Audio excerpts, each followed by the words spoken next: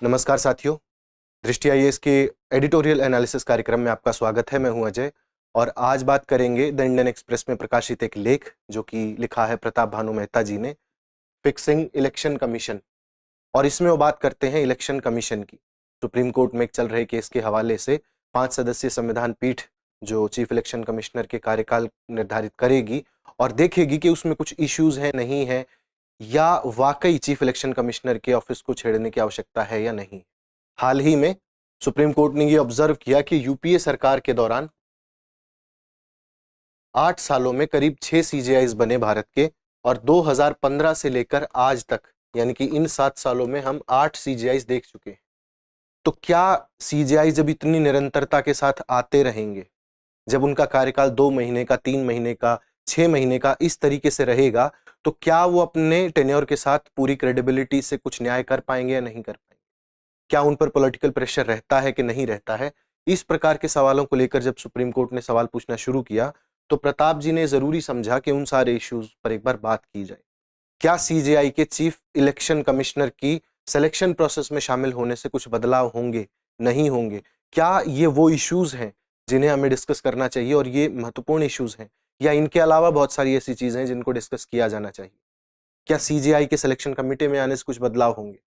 इस तरीके के सवाल हैं जो आज हम इसमें डिस्कस करेंगे और देखेंगे कि क्या वाकई चीफ इलेक्शन कमिश्नर के ऑफिस को छेड़ा जाना आवश्यक है या जैसा चलता है वैसा चलने दिया जाना जरूरी है। आर्टिकल की शुरुआत करते हैं, एक एक कर देखेंगे कि क्या कहते हैं प्रताप जी। तो शुरू करते हैं वो सुप्रीम कोर्ट के केस से ही। उन्होंने कहा कि सुप्रीम कोर्ट ने एक केस को डिस्कस करके चीफ इलेक्शन कमिश्नर के बारे में थोड़ा बहुत हल्ला बचा दिया है, लेकिन ये केस डिस्कस करने के बाद जो बड़े इश्यूज हैं वो रह जाते हैं। और ये बहुत छोटा इशू है जो डिस्कस कर रहा है supreme court, appointment of the election commissioner को लेकर के, यानी कि उनकी नियुक्ति को लेकर के जो प्रश्न है वो बहुत छोटा है। उसके सामने बहुत बड़े बड़े प्रश्न हैं और उन बड़े प्रश्नों में से एक है इलेक्टोरल बॉन्ड का प्रश्न। तो इलेक्टोरल बॉन्ड के प्रश्न को छोड़ करके जब आप ऐसे इश्यूज को डिस्कस करते हैं तो आप अपनी इंटेग्रिटी और अपनी कमिटमेंट को कहीं साइड में रखते हैं। ये कहना है प्रताप भानु मेहता जी का, और वो कहते हैं कि ये बहुत छोटे चेंज होंगे, पॉकेट चेंजेस होंगे, इनके चेंज करने से कुछ होगा नहीं। इलेक्टोरल बॉन्ड्स के क्वेश्चन को एड्रेस कीजिए अगर आप करना चाहते हैं तो। इलेक्टोरल बॉन्ड आप जानते हैं 1,000 से लेके 1 करोड़ और ज्यादा तक भी जो बॉन्ड्स एसबीआई के जरिए खरीद सकते हैं, जो फंड करना चाहते हैं किसी पॉलिटिकल पार्टी को, जिसमें जो डोनर होता है उसकी जो पहचान है वो अनोनिमस रखी जाती है। तो इसमें करप्शन के सरकार कहती है कि कोई चांसेस नहीं है, लेकिन जो आम जनमानस है, जो एक धारणा है बुद्धिजीवी वर्ग में, वो ये है कि इससे करप्शन होता है कई हद तक। तो वो क्वेश्चन प्रताप जी कहते हैं कि आप डिस्कस करिए। आप जो ये केसेस डिस्कस कर रहे हैं इसके अलावा आपको बड़े क्वेश्चन को एड्रेस करना चाहिए। और लेकिन ये जो केस है इसमें लोगों को बहलाया जा रहा है, फुसलाया जा रहा है, उनको मिसलीड किया जा रहा है। और इसके अलावा बहुत सारे ऐसे केसेस हैं जो डिस्कस होने बाकी हैं। ये आपकी जो लॉयरली फ्रेमिंग है कि आपने एक वकील के दिमाग के हिसाब से इन चीजों को फ्रेम ऐसा कर लिया है कि ये चीजें ज्यादा महत्वपूर्ण है, जबकि ऐसा बिल्कुल नहीं है। और जो बड़े इश्यूज हैं जिनकी वो बात करते हैं वो क्या है, उनकी आगे वो चर्चा करते हैं। वो कहते हैं कि इलेक्शन कमीशन का जो ऑफिस है, जो उसका पद है, वो समय के साथ साथ इवॉल्व हुआ है, उसमें बहुत सारे चेंजेस आए हैं।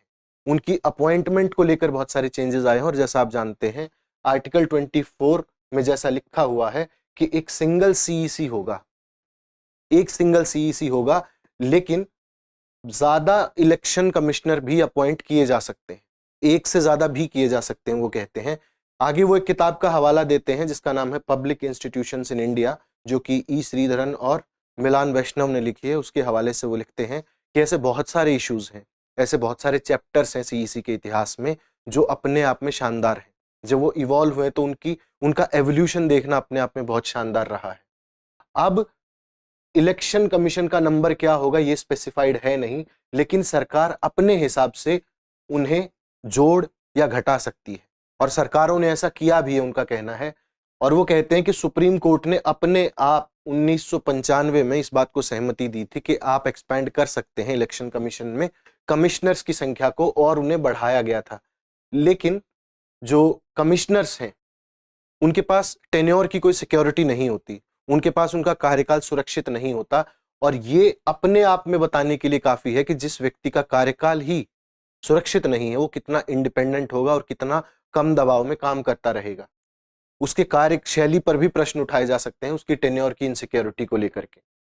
और जो सीईसी की पावर्स हैं, जो चीफ इलेक्शन कमिश्नर की पावर्स हैं अन्य कमिश्नर्स को लेकर के, क्या वो डिफाइंड है? क्या उन्हें अच्छे तरीके से डिफाइन किया गया है? और अगर कोई पावर है तो वो क्या पावर्स हैं? वो कहते हैं कि क्या जो चीफ इलेक्शन कमिश्नर है वो अन्य कमिश्नर से जवाब मांग सकता है? अगर कोई इशू होता है उन सब लोगों के बीच में, तो क्या चीफ इलेक्शन कमिश्नर अन्य कमिश्नर से जवाब मांग सकता है? और क्या उनके हटाए जाने को कोई प्रश्न पूछ सकता है या ऐसे सुझाव दे सकता है जिससे उनको हटाया जा सकता है या नहीं हटाया जा सकता है? अगर दोनों के बीच में कन्फ्लिक्ट होता है तो क्या सिचुएशन पैदा होगी और उस स्थिति में क्या किया जाएगा, ये प्रश्न पूछना आवश्यक है। आगे वो कहते हैं कि ऐसी बहुत सारी मांगे हैं कि सीईसी को एक कॉलेजियम सिस्टम के अंतर्गत चुना जाना चाहिए। कॉलेजियम सिस्टम यानी जैसा आप सुप्रीम कोर्ट में देखते हैं कि जो ज्यादा सीनियर होंगे, जो सबसे वरिष्ठ होंगे, उनको वो पद दे दिया जाएगा। तो वो कहते हैं कि ऐसी डिमांड उठी है बीच में, लेकिन ऐसी डिमांड उठाने से अपने आप में ये एस्टैब्लिश हो जाएगा कि जिसके पास टेन्योर की सिक्योरिटी है नहीं, वो वैसा काम नहीं कर पाएगा जो वो करना चाहता है, जो वो रिफॉर्म्स लाना चाहता है सिस्टम के अंदर में। और ऐसे जो मामले हैं सिलेक्शन को लेकर के, उनके अपॉइंटमेंट को लेकर के, पहले भी वो पॉलिटिकल नेगोशिएशन या अन्य किसी प्रकार से सुझाए गए हैं और उनको साफ किया गया है। आगे मेहता जी कहते हैं कि इलेक्शन कमीशन की पार्टिजनशिप यानी उनकी भेदभावपूर्णता पर भी कई बार क्वेश्चन उठाया जाता है। वो कहते हैं कि इस बारे में सुप्रीम कोर्ट को ज्यादा नहीं पढ़ना चाहिए क्योंकि उनकी पॉलिटिकल न्यूट्रलिटी बढ़ती जा रही है और सुप्रीम कोर्ट को इस बात पर कमेंट करने से बचना चाहिए और एक्चुअली उन क्वेश्चंस पर ज्यादा सेंटर फोकस करना चाहिए जो महत्वपूर्ण है, बजाय कि ऐसे क्वेश्चंस को एड्रेस करना जो कि बाहरी या परिधि पर स्थित हैं। अगर आप ये क्वेश्चन डिस्कस कर रहे हैं कि क्या इलेक्शन कमिश्नर का टेन्योर लंबा होना चाहिए, तो आप इस प्रकार के क्वेश्चंस को डिस्कस मत कीजिए कि क्या वो पॉलिटिकल न्यूट्रल है या नहीं है। इस बात पे बहुत सारे कंसर्न्स पहले भी उठाए जा चुके हैं, लेकिन आप इलेक्शन कमीशन एक संस्थान के तौर पर जो वो है उसकी लेजिटिमेसी पर सवाल नहीं उठा सकते कि वो संस्थान अच्छा काम करता है या नहीं करता है, उसको क्वेश्चन नहीं किया जा सकता। आप किसी संस्थान की पॉलिटिकल न्यूट्रलिटी पर सवाल कर सकते हैं, लेकिन वो परिधि वाला क्षेत्र है, उस पर क्वेश्चन करने से कुछ नहीं होगा, आपको गहरे सवाल उठाने होंगे उसके बारे में। और आप इस तरीके से किसी भी संस्थान पर कमेंट नहीं कर सकते जहां वो घर घर की बात बन जाए, सब लोग उसके बारे में बात करने लग जाएं। और जब एक कॉन्स्टिट्यूशनल बॉडी दूसरे कॉन्स्टिट्यूशनल बॉडी पर इस प्रकार कमेंट करेगी तो वो देश के लिए अच्छा नहीं है, ये कहना चाहते हैं प्रताप जी यहां पर। आगे वो कहते हैं कि बहुत सारी पहले भी मिसकंसेप्शंस रहे हैं इस बात को लेकर के कि क्या किसी संस्थान को बड़ा कैसे बनाया जाता है या बड़े लीडर कैसे पैदा किए जाते हैं। तो मेहता जी का ये कहना है कि अगर आप कॉलेजियम सिस्टम ले आएंगे सीईसी में तो उसके आ जाने से वहां वो इंस्टीट्यूशन बड़ा नहीं हो जाएगा। क्यों नहीं हो जाएगा? क्योंकि collegium chief justice of India भी उसी का एक पार्ट है, लेकिन सीईसी में काम नहीं करेगा। ये बहुत मिसगाइडेड थ्योरी है, भ्रमित करती है ये थ्योरी। आगे बताते हैं वो किस प्रकार से करती है। आगे वो कहते हैं कि सुप्रीम कोर्ट को या जुडिशरी को यह समझाना बहुत मुश्किल है कि क्या पहले जो अपॉइंटमेंट्स हुई हैं वो देश के लिए कितनी प्रोडक्टिव रही है या कितनी उसके लिए खतरनाक रही है। और सुप्रीम कोर्ट भी इसका एक बहुत अच्छा उदाहरण है। अगर सुप्रीम कोर्ट सीईसी की कमेटी में होंगे तो वो इसके लिए काउंटर प्रोडक्शन का ही काम करेंगे, यानी कि वो उसके भलाई के लिए नहीं है, वो उसका नुकसान ही करेंगे। आगे जाके वो बताते हैं कि इससे सेपरेशन ऑफ पावर के सिद्धांत को भी ठेस पहुंचती है। कैसे? क्योंकि जब वो उदाहरण देते हैं, जैसे सीबीआई के जो सुबोध कुमार जायसवाल थे जो उस वक्त डायरेक्टर बने थे, उन्होंने कहा कि सीजीआई उस वक्त मौजूद थे उनकी उस कमेटी में जो उनकी सिलेक्शन प्रोसेस थी उसमें, लेकिन उन्होंने बहुत सारे ऐसे कैंडिडेट्स को रूल आउट कर दिया कि आप नहीं बन सकते क्योंकि वो अपने रिटायरमेंट के नजदीक थे। और बाद में जाके उन्होंने पब्लिकली इस बात पर कमेंट किए कि एक सीबीआई डायरेक्टर के वर्च्यूज क्या होने चाहिए, उसकी कार्यशैली कैसी होनी चाहिए, उसकी स्टाइल कैसी होनी चाहिए, इस बात पर कमेंट किए। तो हो सकता है कि यहां भी वही केस हो और ये काउंटर प्रोडक्शन का काम करे। लेकिन सबसे जरूरी ये है कि सीबीआई ने अपनी एक रेपुटेशन बनाई है कि वो इंडिपेंडेंट है या नहीं है। तो जब सीजेआई ऑलरेडी सीबीआई की कमेटी में है तो वो उसकी छवि को कितना सुधार पाने में सफल रहे। क्या सीजीआई के होने से सीबीआई की छवि सुधरी या नहीं सुधरी, ये अपने आप में एक सवाल है। और सोचने वाली बात है कि अगर सीजीआई यहां है और किसी संस्थान की छवि वैसी नहीं है जैसी होनी चाहिए, तो क्या election commissioner, chief election commissioner की सिलेक्शन कमेटी में होने से क्या उस पर कोई असर पड़ेगा या नहीं पड़ेगा, ये प्रश्न वो आखिर में पूछते हैं। अब आगे वो बात करते हैं कि सिलेक्शन कमेटी कैसी होनी चाहिए और क्या ये हमारी जो अजम्पशन है कि एक कैंडिडेट को डिसाइड करने में सबसे अच्छी पोजीशन में कौन हो सकता है, क्या सीजीआई हो सकते हैं या फिर कोई ऐसा व्यक्ति हो सकता है जिसके पास ज्यादा स्कोप है या वो बहुत ज्यादा उसने जीवन के रूप देखे हैं। तो इसमें मेहता जी कहते हैं कि जब कैरेक्टर का मामला आता है तो ये सिलेक्शन आसान नहीं होते हैं। एक व्यक्ति के कैरेक्टर को आप जज नहीं कर सकते हैं कि क्या वो पॉलिटिकल प्रेशर के अंडर में क्रम्बल हो जाएगा या वो अपनी स्पाइन सीधी करके, अपनी रीढ़ सीधी करके कहेगा कि नहीं मैं काम नहीं करता। इसमें आगे उदाहरण भी देते हैं और आगे कहते हैं लेकिन जो बहुत सारे सिलेक्शन कमिटीज हैं उनमें जो लोग होते हैं उनको सेलेक्ट करने वाले वो अक्सर इस स्तर के नहीं होते जिनके पास बहुत ज्यादा एक्सपीरियंस होता है। और वो कहते हैं कि सीजीआई या सुप्रीम कोर्ट के अन्य जजेस अपने काम के कारण भी एक दायरे में रहना पसंद करते हैं क्योंकि उनके काम की आवश्यकता ये है, जबकि पॉलिटिशियंस या जो डिप्लोमेट्स होते हैं, जो एडमिनिस्ट्रेटर्स होते हैं, उनके पास जीवन का ज्यादा अनुभव होता है और वो ज्यादा बेहतर तरीके से सिलेक्शन कमेटी का पार्ट हो सकते हैं या उन्हें जज कर सकते हैं। आगे वो कहते हैं कि इंडिपेंडेंट इंस्टीट्यूशंस में जुडिशरी भी जिसमें आती है वो ऐसे बहुत सारे लोगों से भरे पड़े हैं जो कि अपने समय में बहुत काबिल रहे लेकिन फिर बाद में पॉलिटिकल प्रेशर के अंडर क्रम्बल हो गए और उन्होंने बहुत सारी विसंगतियां सिस्टम में पैदा कर दी। वो उदाहरण देते हैं, वो आगे कहते हैं कि जैसे टीएन सेशन है जिसका सुप्रीम कोर्ट ने अभी जिक्र किया कि टीएन सेशन जैसे लोग भी अगर होते तो आज उन्हें आप उनके कैरेक्टर के कारण सिलेक्शन से बाहर कर देते या शायद वो आपके सिलेक्शन प्रोसेस का पार्ट ही नहीं होते क्योंकि वो पॉलिटिकली काफी वोकल थे। उसके बाद वो कहते हैं कि एमएस गिल ऐसे ही एक व्यक्ति थे जिन्होंने बहुत अच्छा काम किया लेकिन जब उन्होंने पोस्ट रिटायरमेंट कोई अपॉइंटमेंट ली तो उन्होंने अपनी छवि खुद खराब कर ली, ऐसा मेहता जी का कहना है। और अगर इस प्रकार के केसेस चलते रहते हैं तो आप कैसे डिसाइड कर लेंगे कि कोई व्यक्ति जो पॉलिटिकली बहुत एक्टिव है वो किसी संस्थान का हिस्सा नहीं हो सकता या जो अपने रिटायरमेंट के बहुत नजदीक है वो किसी संस्थान का हिस्सा नहीं हो सकता, या कोई व्यक्ति जिसकी छवि बहुत अच्छी है लेकिन वो रिटायरमेंट के बाद कोई पोजीशन ले लेता है तो क्या उसने अच्छा काम नहीं किया। ये सोचने वाली बातें हैं और इन्हीं पर वो हमारा ध्यान दिलाना चाहते हैं। और आगे वो कहते हैं कि सबसे अच्छा कैंडिडेट वो होगा जिसे अपने रोल की, अपने अवसर की, संस्थान के स्ट्रक्चर की और जो बाकी उसको लालच मिलते हैं उन सब की नॉलेज होगी और उसके बावजूद वो वहां कार्य करना पसंद करेगा जहां उसे बाकी लोग चाहते हैं एक अच्छी पोजीशन में देखना। इसके बाद वो एक पॉलिटिकल एग्जाम्पल देते हैं भैरव सिंह शेखावत का। वो कहते हैं कि भैरव सिंह शेखावत अक्सर कहा करते थे कि कुर्सी चरित्र दिखाती है और काम सिखाती है। यानी कि इसका कहने का मतलब यहां पर यह है कि अकाउंटेबिलिटी किसी भी अपॉइंटमेंट की आप तभी तय कर सकते हैं जब आप उसको उस रोल में देखेंगे। जब तक आप किसी को किसी पर्टिकुलर पोजीशन पे नहीं डालते, नहीं बिठाते, तब तक आप ये तय नहीं कर सकते कि वो अकाउंटेबल होगा नहीं होगा। तो कुर्सी चरित्र दिखाती है और काम सिखाती है। जब आप किसी को कहीं डालेंगे तो आप जान जाएंगे कि क्या वो वहां काम करने के लायक है या नहीं है। उससे पहले आप उसे जज नहीं कर सकते। सिलेक्शन कमेटी ये तय नहीं कर सकती कि ये व्यक्ति अच्छा है या बुरा है क्योंकि वहां कैरेक्टर का मामला है। हो सकता है कि कोई व्यक्ति इतना जिंदा दिल हो जाए किसी पोस्ट पर पहुंचने के बाद कि वो अपनी स्पाइन सीधी करके बात करे।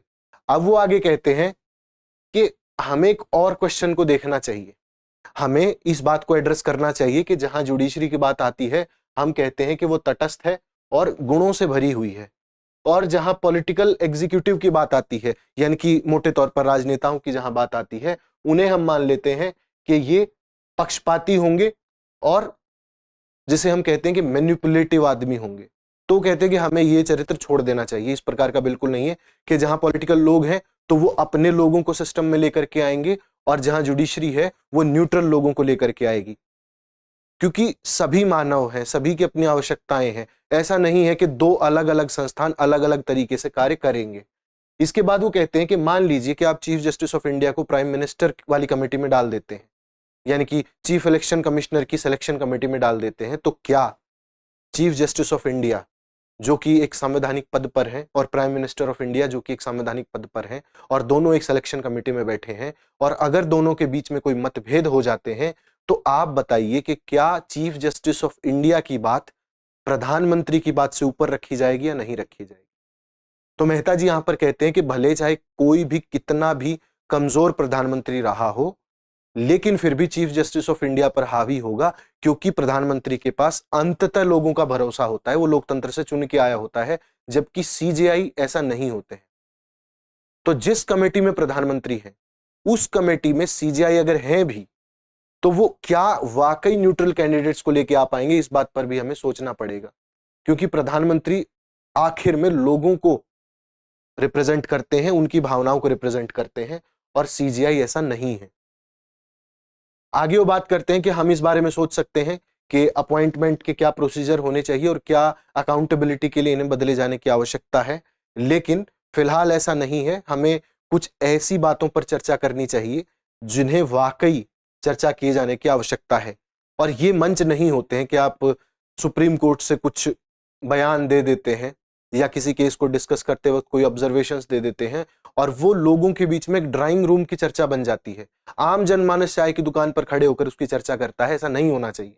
होना ये चाहिए कि इस प्रकार के इशू पार्लियामेंट में डिस्कस किए जाने चाहिए, सरकार के स्तर पर डिस्कस किए जाने चाहिए और पार्लियामेंट्री कमिटीज के अंदर में डिस्कस किए जाने चाहिए। जब आप सही जगह पर सही बात को उठाएंगे और सही जगह पर उसकी चर्चा करेंगे, तो उसका असर ज्यादा होगा, ज्यादा लोगों तक बात पहुंचेगी और एक निष्पत्ति तक हम पहुंच पाएंगे जिस तक हम पहुंचना चाहते हैं। यह था आज का एडिटोरियल एनालिसिस। प्रताप भानु मेहता जी ने लिखा, इलेक्शन कमीशन पर उनके जो विचार हैं उनको देखा। आप इस केस को लगातार फॉलो करते रहेंगे, देखते रहेंगे कि क्या इसमें कोई चेंजेस आते हैं, नहीं आते हैं, लेकिन अलग अलग डायमेंशंस के बारे में सोचना भी बहुत आवश्यक है। हर पहलू से उसके बारे में सोचा जाना चाहिए कि क्या सीजीआई के जो ऑब्जर्वेशंस हैं वो वाकई सही हैं या उसका कोई काउंटर आर्ग्यूमेंट हो सकता है। आपको बेहतर उत्तर लिखने में इस प्रकार की बातें मदद करेंगी। अगर आपको कोई विचार पसंद आता है या आप किसी बात से सहमत होते हैं, असहमत होते हैं, तो उस पर सोचें, विचार करें, देखें, खुद से मंथन करके जानें कि क्या सच है और कौन से आंसर्स आपको यूपीएससी की तैयारी में और मेंस में ज्यादा हेल्प कर सकते हैं। यही एडिटोरियल एनालिसिस का मुख्य उद्देश्य है कि आप बेहतर सोच पाएं, आप में एक सोच विकसित हो कि एक अच्छा उत्तर कैसे लिख सकते हैं और उसके कौन कौन से बिंदु हो सकते हैं, किसी उत्तर के कितने आयाम हो सकते हैं। आज की चर्चा को यहीं खत्म करते हैं। आपसे कल मिलेंगे नए एडिटोरियल एनालिसिस में। तब तक के लिए धन्यवाद।